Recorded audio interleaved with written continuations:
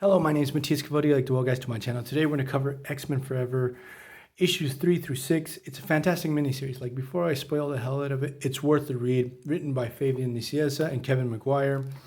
Came out way back in 2001.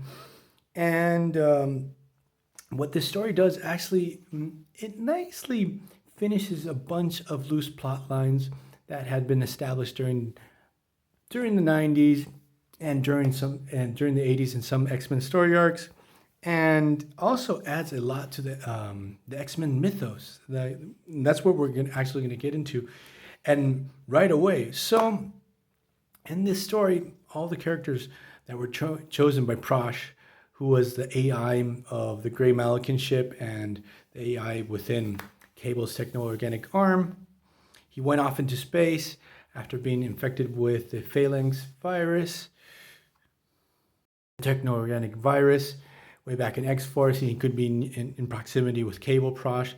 So that's why he went off into Earth. He has an encounter with Celestials. Now he's come back. This is Prosh.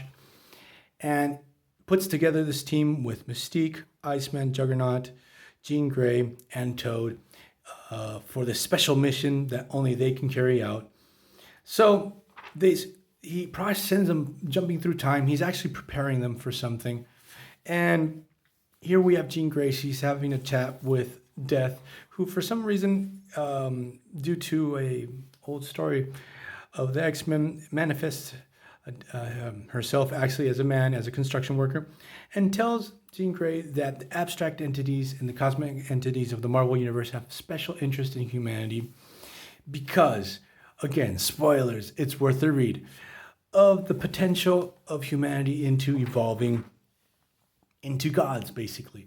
And actually, getting way ahead of myself, but what this story establishes is that humanity will evolve into eternity. That eternity himself is actually a manifestation, the ultimate end of the human evolution. I'm not sure if it's going to be, it's the eternity of this universe or the eternity of the next universe, but the manifestation of mutants, it actually points that humanity is going in that direction. That's why there's so much focus, not only of the abstract beings, of also alien races on planet Earth, and especially on mutants.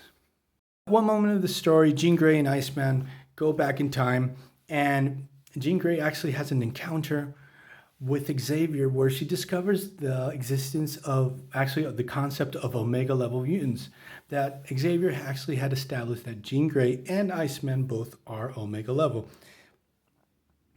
I'm pretty sure this is actually the first time it's ever mentioned, this term Omega level mutant. And also there's a recurring villain popping up in the story. He's the Stranger. Spoilers again, he's actually the big bad of this story. Because what's the deal with Stranger? Why did the X-Men have an encounter with Stranger all that time ago? So what we discover is that the Stranger is interested in humanity because since he knows they're going to evolve into eternity at one point, if he can take control of human evolution, he's going to be able to take control of eternity himself and reality himself. So basically, Stranger wants to hijack human evolution to serve his means and create a reality that serves him, where he's obviously the absolute ruler or whatever the hell Stranger wants to do. But it's sort of a really interesting concept that he wants to be the caretaker of human evolution for his own personal interests. And that's why he popped up way back in the first X-Men issues as a villain. He kidnaps Magneto and Toad. And basically, that's the whole story. But also we get into, there's a callback to Juggernaut's father, who married Xavier's mother. His father and Xavier's father actually worked this place called Alamogordo, and he remembers about this like mutant breeding place that he had completely forgotten about, that was run by a character called the Black Womb. And I'm not sure if I can find her here. And the Black Womb character is actually really interesting because Black Womb seems to be the one responsible for the creation of a ton of mutants. And in many ways, he was like a contemporary to Mr. Sinister, but she was like breeding mutants. I'm not sure if actually her powers. Here's the Black Widow. Not only she was like a really old mutant. I'm not sure if she could. Her every child that she had was a mutant or something like that. I'm not sure. I might be wrong about that. But how the Black Womb actually ties into Xavier's and Juggernaut's mythos, because later on, when Sinister dies, Black Womb's actually going to become the Lady Sinister, and that particular story arc is pretty interesting. It has Sebastian Shaw in it.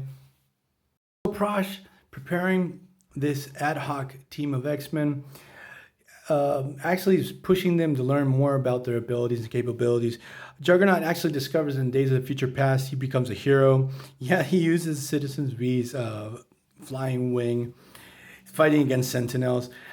Iceman during this time learns how to dominate his powers and he becomes a full-on Omega level mutant. Jean Grey already had by this point, but like Bobby was never very comfortable using his powers to the extent. Since Prosh really pushed him, he took his powers to another level.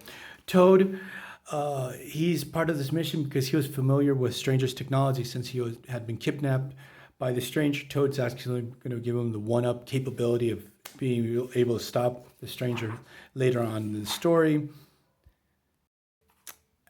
In issue number 6, they start obviously the final battle against the big bad, against the Stranger. And one really weird thing about this particular story is that due to Toad almost gets killed and Mystique trying to save him, both of these characters suffer a transformation that around this time the X-Men movie came out. So they made, due to what happens to them in the story, they end up looking more like they do in the movie. We get Mystique with the look from the first X-Men movie, and Toad doesn't look like this weird grotesque little dude. He looks like a normal guy, and his powers, he's more powerful. He's stronger. He can jump farther. His tongue can do really gross stuff. So X-Men Forever, it's a great story. It's a lot of fun. I do recommend you guys go out and read it, and it's actually staying in my collection. This one's never going to go away.